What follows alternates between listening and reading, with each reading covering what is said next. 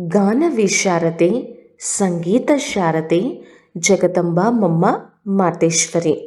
మాతేశ్వరి గారితో తనకున్నటువంటి అనుభవాన్ని రాజయోగిని మహాతపస్విని అయినటువంటి మనోహరీంద్ర దాదీజీ ఈ విధంగా తెలియజేస్తున్నారు. దాదీజీ జ్ఞాన్ సరోవర్కి ఇన్ఛార్జ్గా ఉండేవారు. మమ్మతో తనకున్నటువంటి అనుభవాన్ని ఈ విధంగా తెలియజేస్తూ, నాకు ఎంతటి సౌభాగ్యం లభించింది అంటే, లౌకికంలో ఉన్నప్పుడు బాబా యొక్క ఇల్లు మా ఇంటికి చాలా దగ్గరగా ఉండేది. అలాగే మమ్మగారి ఇల్లు కూడా మా ఇంటికి చాలా దగ్గరగా ఉండేది. నేను లౌకికంలో ఉన్నప్పుడు కూడా బాబా ఇంటికి వెళ్ళటము రావటము ఇవన్నీ జరుగుతూ ఉండేవి. ఎప్పుడైతే మొదటిసారి మమ్మ సత్సంగంలోకి వచ్చారో, వారెప్పుడైతే బాబాని చూశారో, అలాగే బాబా కూడా మమ్మాని చూస్తూనే ఎలా అనిపించింది అంటే, మమ్మాకి ఎప్పుడైతే బాబాని చూడటం జరిగిందో చూసినప్పుడు వీరే మా యొక్క సత్యమైనటువంటి అలౌకిక తండ్రి అని మమ్మాకి అనిపించింది. అలాగే బాబాకి ఎప్పుడైతే మమ్మాని చూడటం జరిగిందో, ఈమె నా యొక్క వారిస్ బేటీ అని అనిపించింది. స్థూల మరియు సూక్ష్మ ఖజానాలకి యజమాని బేటీ కూతురు అని అనిపించింది. మమ్మ ఎప్పుడైతే సత్సంగం రావడం ప్రారంభమైందో అప్పటి నుంచే జ్ఞానంలో ముందుకు వెళ్ళటం జరిగింది. మమ్మ యొక్క రూపం పరివర్తన అయింది. ఆచార విచారణ ఆలోచించే విధానము పరివర్తన అయింది. అలాగే వేషము అలంకరణ అన్నీ కూడా పరివర్తన అయిపోయాయి. జ్ఞానంలో చాలా డెప్త్నెస్, యోగము అంటే చాలా అభిరుచితో చేయటము, ఇవన్నీ మేము మమ్మలో చాలా స్పష్టంగా చూస్తూ వచ్చాము. అలాగే మమ్మ ఏదైనా పాట పాడటంలో ఎంత తెలివిగా వివేకంగా ఎంత చక్కగా పాడేవారు అంటే, అందరూ కూడా తన్మయత్వంలో వినేవారు. లౌకికంలో ఎవరిలో ఏదైనా ఒక కళ ఉంది అనంటే, ఆ కళ అలౌకికంలోకి వచ్చిన తర్వాత చాలా వృద్ధి పొందుతుంది. ఆ కళ ఆ వ్యక్తిని చాలా ముందుకు తీసుకొని వెళ్తుంది. మరి మమ్మ హార్మోనియంతో పాటుగా సితార్ దీనిపైన కూడా చాలా మంచిగా పాటలు పాడేవారు. ఒకసారి మమ్మ స్వయంగా తన అనుభవం యొక్క ఒక పాటని తయారు చేశారు మరియు పాడారు. ఎంత బాగా పాడారు అనంటే, దాన్ని విన్నటువంటి వాళ్ళు ఎంతో సంతోషించారు. ఆ గాయనానికి తన్మయత్వం పొందారు. ఆ విధంగా నాకు అనిపించింది మమ్మ సాక్షాత్ గాన విశారదే సంగీత శారదే. దాని తర్వాత బాబా రోజు ఒక పాటని తయారు చేసి ఇచ్చేవారు. మమ్మ దానికి ఒక శైలి ఒకటి తయారు చేసి ఎంతో చక్కగా పాడేవారు.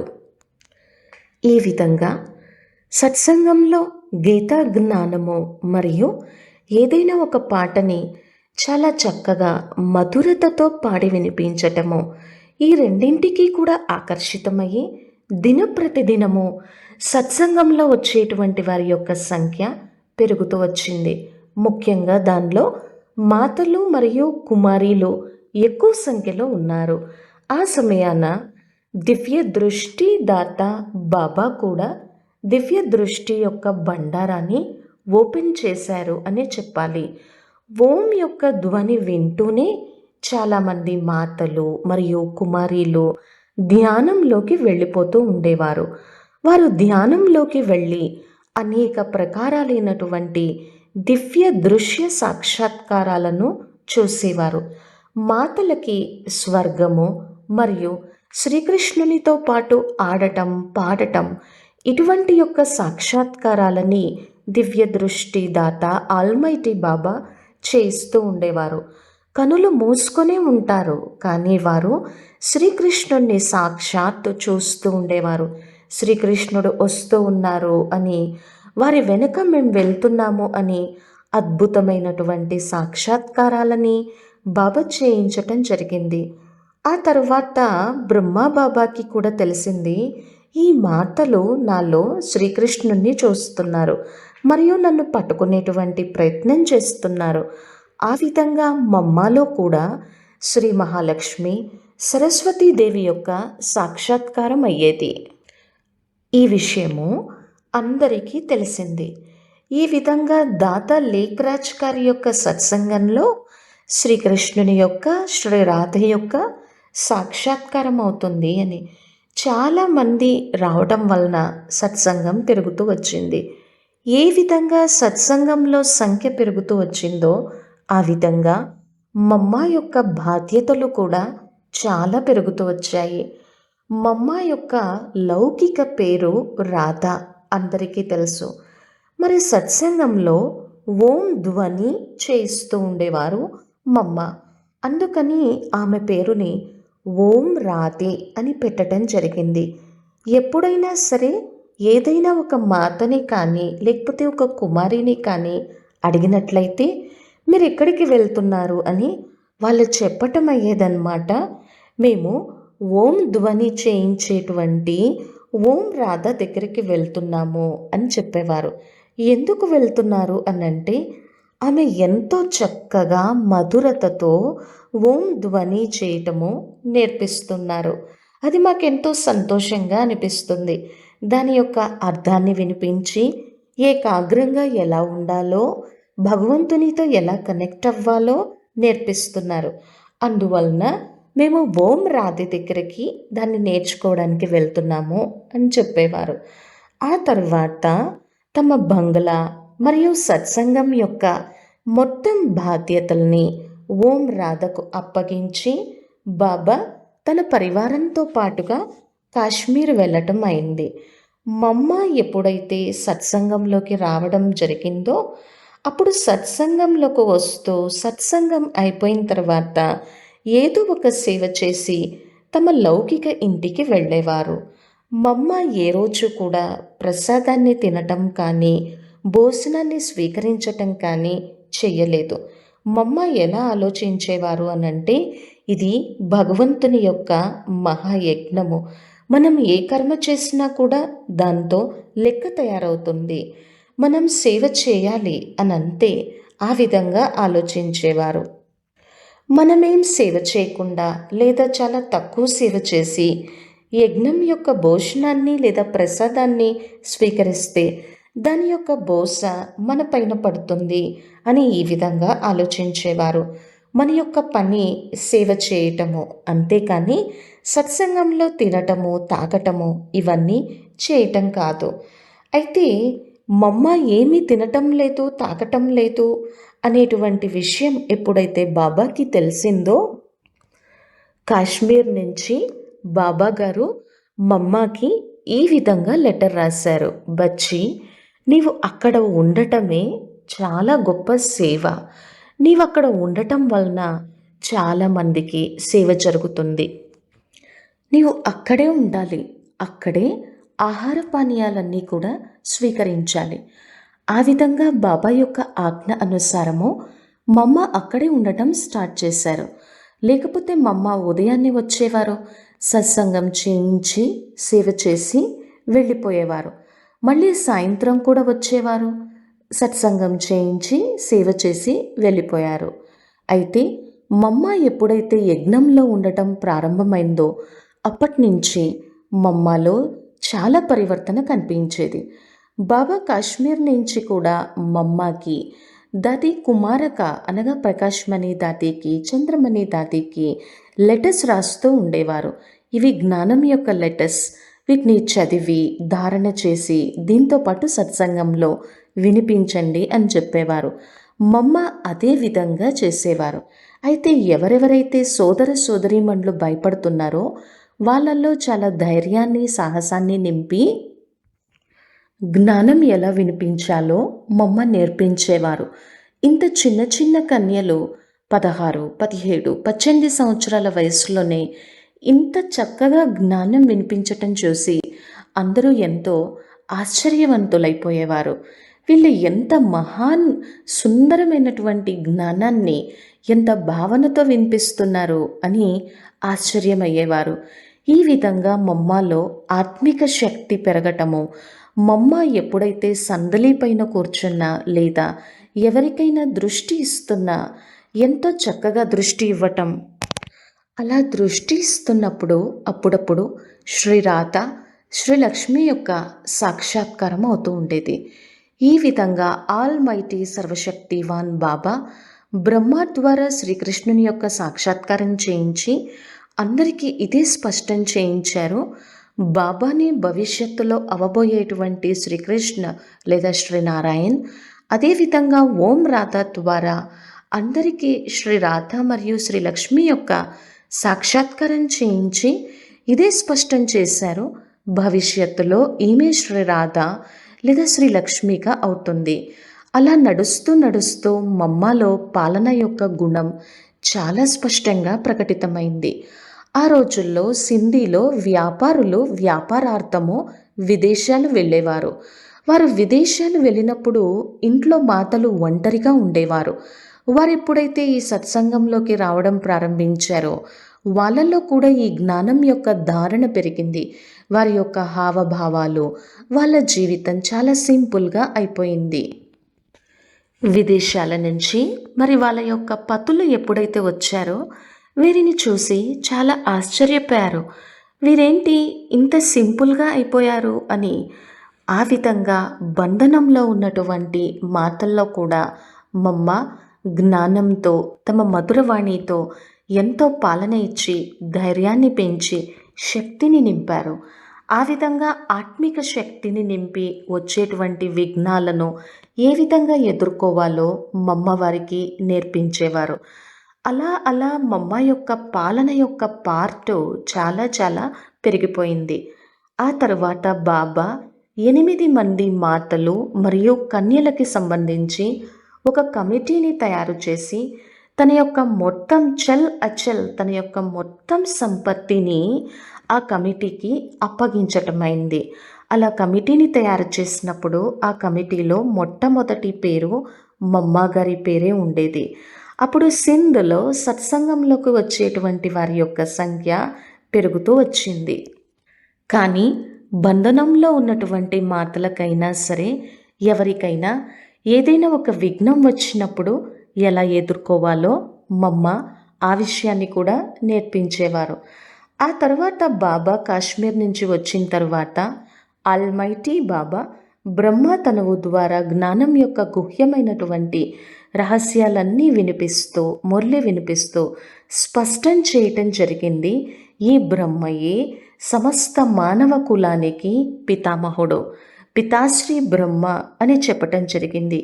వీరే భవిష్యత్తులో శ్రీకృష్ణు లేదా శ్రీనారాయణ్గా అవుతారు. అలాగే ఓం రాధే జగదంబ సరస్వతి బ్రహ్మ యొక్క కూతురు. ఈ విధంగా స్పష్టం చేయటం అయింది. ఎప్పుడైతే మమ్మకి ఇవన్నీ అర్థమయ్యాయో మమ్మ ఉండేటువంటి విధానము, మాటలు, మమ్మ యొక్క ఆచార విచార వ్యవహారంలో చాలా డిగ్నిటీ, చాలా గంభీరత, చాలా అంతర్ముక్త, చాలా యుగయుక్త స్థితి, ధైర్యశాలిగా ఉండటము, ఇవన్నీ కూడా మమ్మలో మేము చాలా స్పష్టంగా చూడటం జరిగింది. భాషణ చేయటంలోనూ, జ్ఞానం వినిపించటంలోనూ, సేవ చేయటంలోనూ, బాధ్యత తీసుకోవటంలో కూడా మమ్మ నంబర్ వన్గా ఉండేవారు. ఆ తరువాత బాబా కరాచీలో పెద్ద పెద్ద బంగ్లాస్ అన్నీ తీసుకొని ఓం నివాస్ మరలా ఓపెన్ చేయటం అయింది. అక్కడ మేమందరము ఇంకా కరాచీలో ఉండటం ప్రారంభం చేశాము.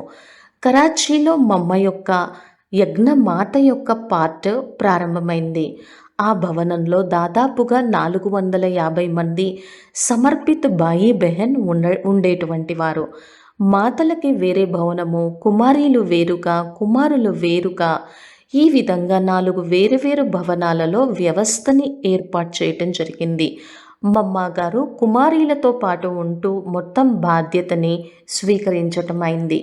అమృత వేళ లేచిన దగ్గర నుంచి రాత్రి నిద్రించే వరకు కూడా మా యొక్క దినచర్య మమ్మ చేతిలోనే ఉండేది. మొత్తం వ్యవస్థని సంభాళించటంలో, డైరెక్షన్స్ ఇవ్వటంలో మమ్మ ఎంతో ఫస్ట్ క్లాస్గా ఉండేవారు. ఇంకా మమ్మ గారి యొక్క విశిష్టత, మమ్మ ప్రతి విషయంలోనూ చాలా యాక్యురేట్గా ఉండేవారు. వారి యొక్క ప్రతి కార్యము మరియు వ్యవస్థ నియమ ప్రమాణంగా నడిపించేటువంటి వారు. మమ్మ ఎప్పుడూ కూడా మాకు చెప్పి ఏ సేవ చేసి దాన్ని నేర్పించలేదు. మమ్మ చెప్పటం కంటే ముందు స్వయంగా చేసేవారు.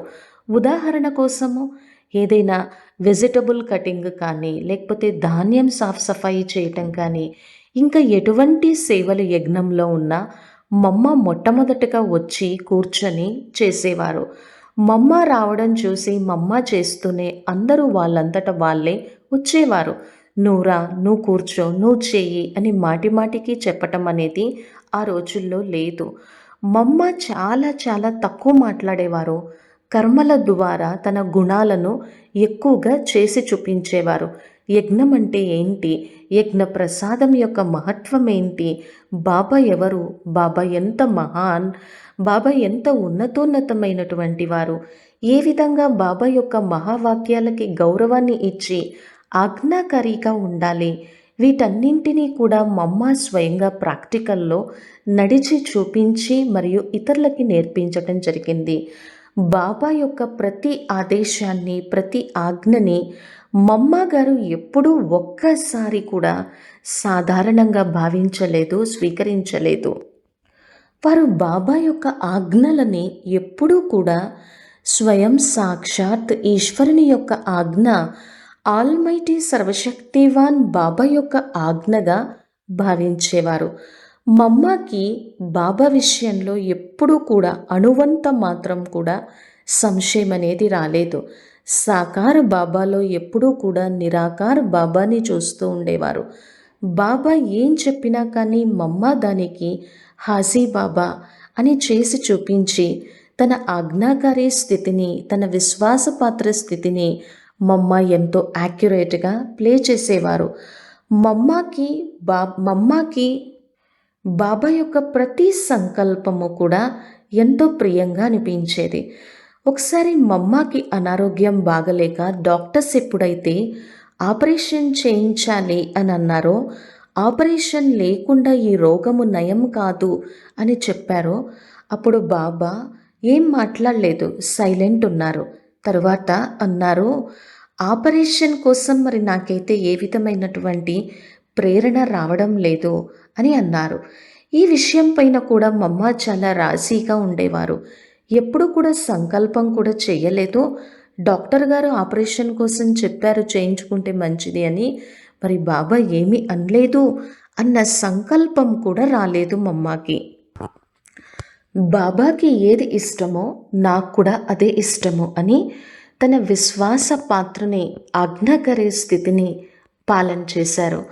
మమ్మకి ఎప్పుడూ మమ్మ నోటి నుంచి ఈ శబ్దం ఉండేది, హుక్మే హుక్మ చలాయే, అనగా ఆ భగవంతుడు ఏ విధంగా ఆజ్ఞాపించి నడిపిస్తారో ఆ ఆజ్ఞ అనుసారం నడవటము నాకు చాలా ఇష్టము. అంతా ఆయనదే, నాదంటూ ఏం లేదు. బాబా చెప్పటం, మమ్మ దాన్ని మనస్సుతో స్వీకరించటం, ఏ విధమైనటువంటి ప్రశ్న కానీ సంశయం కానీ ఎప్పుడు అణువంత మాత్రం కూడా వ్యక్తపరచకుండా, ఒక్క ఆలోచన కూడా చేయకుండా ఉండేవారు. అంత బాబా మీద నిశ్చయము, విశ్వాసము ఉండేది. బాబాకి కూడా మమ్మ మీద అంతే గౌరవము, చాలా చక్కటి భావన ఉండేది. యజ్ఞంలో ఏ విషయం వచ్చినా, ఏం చేయాల్సి వచ్చినా బాబా పిల్లలతో ఇదే అడిగేవారు, మమ్మ మీ యొక్క ప్రేరణ వినిపించండి, మమ్మ గారి యొక్క ప్రేరణ ఏంటో అడిగిరండి అని. మమ్మ యొక్క సలహా తర్వాతనే నేను సలహా చెప్తాను, ఎందుకంటే ఆమె యజ్ఞమాత, జగదంబ. ఈ విధంగా మమ్మతోనే అడిగి బాబా ఏదైనా కార్యాన్ని చేసేవారు. మమ్మని అడగకుండా బాబా ఏ కార్యము కూడా చేసేవారు కాదు. ఇంట్లో ఏ విధంగా ఒక తల్లి తన పిల్లలకి ప్రతి విషయంలో ధ్యాస పెట్టి సంభాలన చేస్తుందో, అదేవిధంగా మమ్మ కూడా యజ్ఞవశ్చల యొక్క ప్రతి కర్మ, ప్రతి కార్యాన్ని వారి యొక్క శారీరక, మానసిక, పారివారిక, ఆధ్యాత్మిక జీవితం యొక్క ప్రగతికి సంబంధించి ప్రతి విషయం పట్ల కూడా దృష్టి పెట్టేవారు. సమస్యలకన్నింటికి కూడా సమాధాన స్వరూపంగా ఉండేవారు. చాలా ప్రేమతో, చాలా చాలా ప్రేమతో అన్నీ చెప్పేవారు, చేయించేవారు. మమ్మాకి ప్రతి యజ్ఞవశ్చ యొక్క మనస్సుని మమ్మ గెలిచారనే చెప్పాలి. అన్నీ చేస్తూ కూడా, ఇంత బాధ్యతని స్వీకరిస్తూ కూడా జ్ఞానం యొక్క డెప్త్‌లోకి వెళ్ళి, ఆ జ్ఞానం యొక్క అన్ని రహస్యాలని వినిపిస్తూ కూడా ఎప్పుడూ వినేటువంటి వాళ్ళకి ఈ విషయం కూడా అనిపించేది కాదు. ఇది మమ్మ యొక్క విశేషత అని అనిపించేలాగా చేసేవారు కాదు. శివ్ బాబానే డైరెక్ట్‌గా ఇషారా ఇస్తున్నారు అన్నట్లుగా చేసేవారనమాట. ఎప్పుడూ కూడా మమ్మ బాబా వైపుకే అందరి దృష్టిని ఇప్పించేటువంటి వారు. ఆ విధంగా మమ్మ యజ్ఞమాత యొక్క పాత్రని జగదంబ సరస్వతిగా చాలా బాగా పాలన చేశారు. బాబా కే సామ్నే మమ్మ ముస్కురాకర్ ఎవం సిర్ జుగకర్, బాబా ఎదురుగా మమ్మ ఎప్పుడు కూడా చిరునవ్వు చిందిస్తూ తల వంచి కేవలం చిరునవ్వు చిందిస్తూ ఈ విధంగా హాజీ బాబా, జీ బాబా అని చెప్పేవారు తప్ప ఇక వేరే ఏ విధమైనటువంటి శబ్దం కూడా వచ్చేది కాదు. బాబా కొన్నిసార్లు మమ్మాని ప్రేమతో పిలిచేవారు, బేటీ అని కూడా అనేవారు. యజ్ఞంలో ఎప్పుడూ కూడా ఒక ఆచారం ఉంది. బాబా మురళీ కంటే 10 నిమిషాల ముందు క్లాస్లో మమ్మ జ్ఞాన్ సితారని వాయించేవారు. తరువాత బాబా వచ్చి జ్ఞాన మురళిని వినిపించేవారు. జ్ఞానదేవి, విద్యాదేవి అయినప్పటికీ కూడా మమ్మ చదువుతో ఎంత ప్రేమని కలిగి ఉండేవారు అనంటే, రోజు మొత్తం మీద మురళిని ఎన్నోసార్లు చదివేవారు. మమ్మ ఈ విధంగా చెప్పేవారు, మురళిని ఎన్నిసార్లు చదువుతారో అన్నిసార్లు మనకి బాబా నుంచి కొత్త కొత్త పాయింట్స్, జ్ఞాన ఖజానా లభిస్తుంది అని. మమ్మ యొక్క ఇంకొక విశేషమైనటువంటి ధారణ అంతర్ముక్త యొక్క స్థితి. మమ్మ అందరితో పాటు ఉంటూనే తనలో తాను ఏకాంతం యొక్క స్థితిని అనుభవం చేసుకునేవారు. ఆల్మైటీ శివపరంపిత పరమాత్మతో ఎప్పుడూ కూడా ఆత్మిక సంభాషణ చేస్తూ ఉండేవారు. మమ్మ అమృతవేళ 2ంటికే లేచి తన గదిలో కుర్చీపైన కూర్చొని ఏకాంతంలో ఎంతో ప్రేమతో బాబాని జ్ఞాపకం చేస్తూ ఉండేవారు. రోజు మొత్తం మీద కర్మ చేస్తూ కూడా జ్ఞానం యొక్క మనన చింతనలో మగన స్థితిలో ఉండేటువంటి వారు. మమ్మ ఎప్పుడూ కూడా ఎవరిని పరిహాస్యం చేయటమో లేకపోతే వ్యర్థ మాటలు మాట్లాడటమో ఆ విధంగా మేమెప్పుడూ కూడా ఒక్క సెకను కూడా చూడలేదు. సమయాన్ని వృధాగా అస్సలు పోగొట్టుకునేవారు కాదు. మమ్మ ఎప్పుడూ కూడా ఎవరి యొక్క అటెన్షన్ని తమ వైపుకి ఆకర్షించేటువంటి వారు కాదు. ఎప్పుడూ కూడా తల్లి తండ్రి అయినటువంటి పరమాత్మ వైపుకే ఆకర్షించేవారు. మమ్మలో ఎంత మధురత స్థితి ఉండేదో అంతే నిర్భయత్వం ఉండేది. మమ్మ ఎప్పుడు చెప్పేటువంటి వారు, ఈ జీవితం భగవంతునికి అప్పగించాము. ఏ భగవంతుణ్ణైతే చూసి మనం భయపడాలో అటువంటి తండ్రి మన వారైపోయారు. మనం సదా శ్రేష్ఠ కర్మలు చేస్తున్నాం, పుణ్యకర్మలు చేస్తున్నాం, భగవంతుని యొక్క ఆజ్ఞ అనుసారం నడుస్తున్నాము. మరి ఇంకెందుకు మనకి చింత, బాధ అని అనేవారు. ఎప్పుడు కూడా ఆహార పానీయాల విషయంలో మమ్మ ఎప్పుడు ఆసక్తిని ప్రదర్శించేటువంటి వారు కాదు. యజ్ఞ ప్రసాదాన్ని గ్లాని చేయటము, దానికోసం విమర్శించటము అస్సలు మమ్మలో కనిపించేది కాదు. ఏది దొరికితే, ఎలా దొరికితే, ఎంత దొరికితే, చివరికి బేకరీ పార్ట్లో కూడా తన రోల్ని ఎంత యాక్యురేట్గా ప్లే చేశారు అనంటే, నేను చివరికి మమ్మాని చూసి ఇదే చెప్పగలను. మమ్మ సర్వగుణ సంపన్నురాలు, 16 కళలలో సంపూర్ణత మూర్తి, మర్యాద పురుషోత్తం. ఈ విధంగా ఇంత గొప్ప స్థితిని మమ్మ ప్రదర్శించటమైంది. ఓం శాంతి.